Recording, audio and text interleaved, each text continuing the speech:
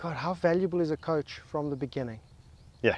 Not have to struggle through figuring out wrong things. You know what? But some people love the struggle. Yeah. Some people love the pain, right? Driver? Yeah. Left the bunker right. Okay, well let's try. I mean, Yeah. let's test the accuracy here. If I can start it out on the This is left, 5 years, mate. She's a 5-year experienced caddy here. She knows. She knows better than us. This is blind for us. let's have a look at this. So I think it does off that bunker, it dips away, right? It sort of filters and flows down towards the left, right? So if you're looking at that shot, how wide is my window to hit it into?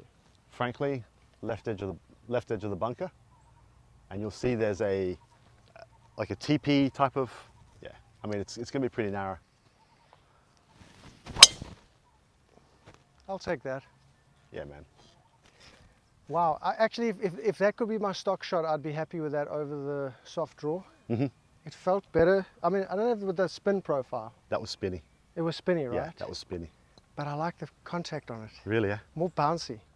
Okay, it's exactly 150 on the dot. I mean, this is the thing, right? How comfy are you? On a fairway bunker? Yeah. Generally fine. Does this water bother you? No, Okay, I didn't see it. okay, then play it. I'd go 9, but I think currently I think an 8 would be a better play. Yeah, okay. And you know, for the social guy, this is like, This is a toughie. this is something you just don't take on. What would you do if you were a 15, 16 handicapper? You know, for them to make decent enough contact this way is dangerous. Because what happens if you thin it? Oh yeah, in the water. You're in the water. Yeah. I'd actually play over this way. You can't hit it in the water from there, right? And it's like, okay, let's say I skinny it, or even if I fat it or whatever, I'm cool. True. But there's absolutely no water, so I just play it straight up this way. If I skinny it a bit, it runs out a little longer, I'm A-okay. I can got a straightforward direct line in. Going this way, going closer to the hole, logically sounds better, but a lot of things can happen, right? Okay. Okay, well, I will admit that I haven't hit one from a side heel life for a while.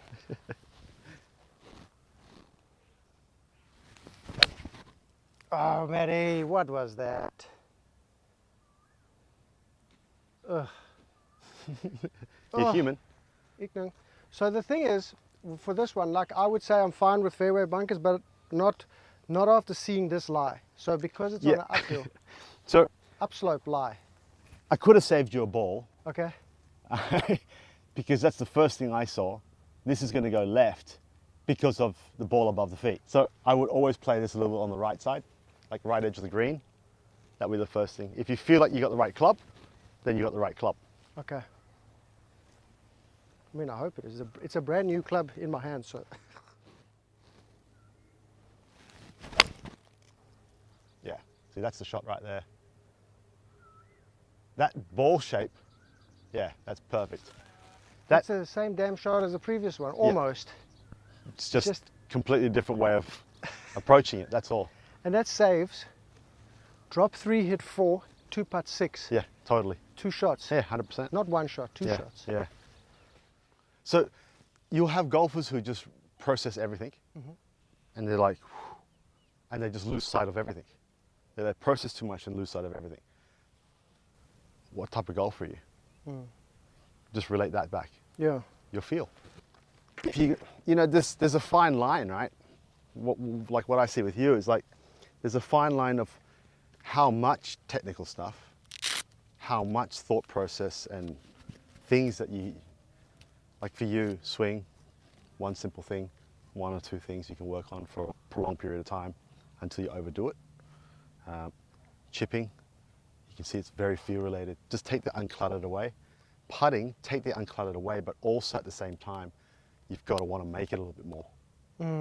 And that's pretty much the takeaway that I've gathered here. Like, you know, we had that one day earlier where we could actually just tweak up your golf swing a little bit, just give you a little bit of work, right? It makes a massive difference to your game. Well, the confidence back. 169 into the breeze, back pin. 8 iron would be my flat, no wind club. So I think a safe one to not go over the back for me would be a 7. Okay. Potentially even a 6 with this breeze. For me, it's 6 all But day I'd long. rather commit 7. Okay. Okay. That's fair enough. I don't know if I can commit to a 6, Interesting. you know? Okay. Because I'm so used to hitting my 6, like a committed one can go like 195, I'd be a bit worried.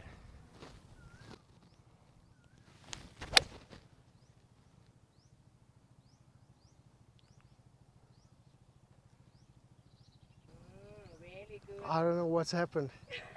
It's definitely right to left, 1000%. but it doesn't seem like it. I mean, the grain will make it break at the end, but it doesn't look like the slope intensifies.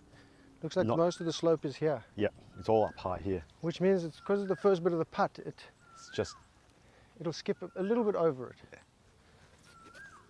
yep.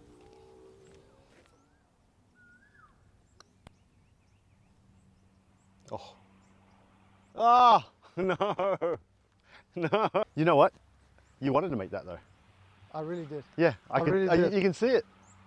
When coaches see these things, there's little things that they just get the feeling of. It's like, I kind of knew you wanted to. Yeah, so look, I absolutely love that play.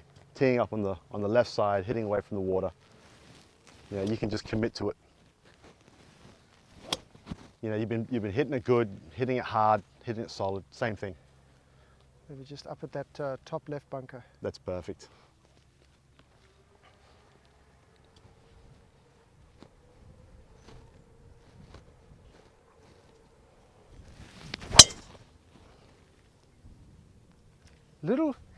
A little hairy, but that is, if that's my hairy shot, I'm happy. Where is it? I think it went over the bunker in front of us with a draw, Oh, perfect. but it wasn't a solid. So it went over, but that's the one that, if that were 2 days ago, that's here. And that's just a little bit, A little wonky. yeah. Oh, I mean, So if that's my bad one from mental stuff, you know, it's funny because you get into a hole. So I saw where there was a hole back there. I can't remember which hole it was, but it was like a little fadey hole. yeah, And you stood up there and go, look, hey, this is my type of hole. I feel comfortable with the shape and da, Yeah. da, da. And the minute you get into like a draw-shaped hole, yeah, all right, and that's like your pet hate. okay, You know, so it's like I can see patterns, and this is the part of the process. Is like as I spend more and more time, I can start to see what clicks and what doesn't, what affects you, what doesn't. Because every time we got on a fade hole or a straight hole, you just freewheeled it, like you just and just smoked it. yeah. And I noticed your best drives with all the holes with a little. Have you noticed that? As you start missing it less and less left, you're going to start to trust it a little bit more and more and more, and then that fear factor is just going to be like, and eventually, over hopefully a prolonged, well, eventually what happens over like a period of time is you just don't see the left because you don't hit it left. Okay. Okay, I'm going to try imagine that this is not the hole. My hole's going up into the bush. Okay.